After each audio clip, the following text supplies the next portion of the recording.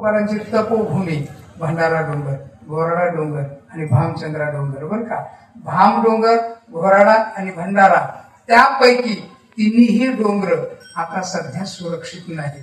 ती तपोभूमी आहे, दिशादर्शक आहे, चैतन्य देणारी आहे, आत्मा प्रगट करणारी आहे. तिथं जाऊन जर तुम्ही कोणी गाथा पारायण केलं ना, तिथं गाथा पारायणाचं फल काय?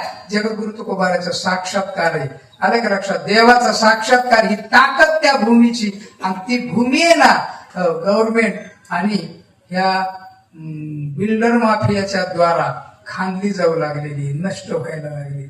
ती बचाव एक कार्य मोहीम सुरू केलेले आमचे मधुसूदन महाराज पाटील यांनी ती मोहीम सुरू केली. त्यांचीच आहे, तेच पुढे आहेत, त्यांच्या पाठीमागे आम्ही उभा आहोत. आम्ही म्हणजे मराठा महासंघ.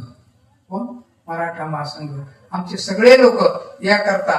आणि किती तारखेपासून?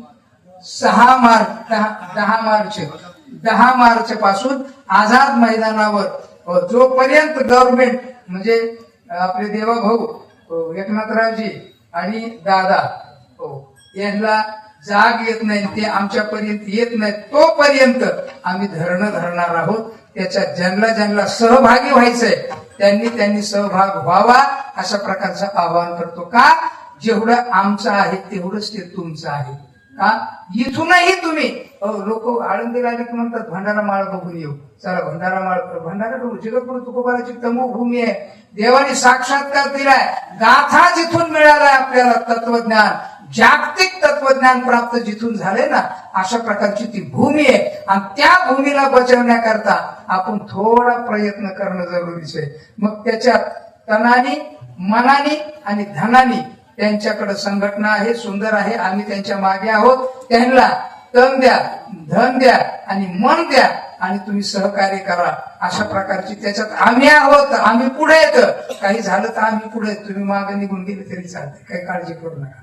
पण तिथपर्यंत या आणि त्याकरता तिथं योगदान द्यावं, असे आमच्या मराठा महासंघाच्या वतीनं आम्ही आपल्याला निवेदन करतो, आवाहन करतो, जाहीर करतो. आणि सक्रिय व्हा.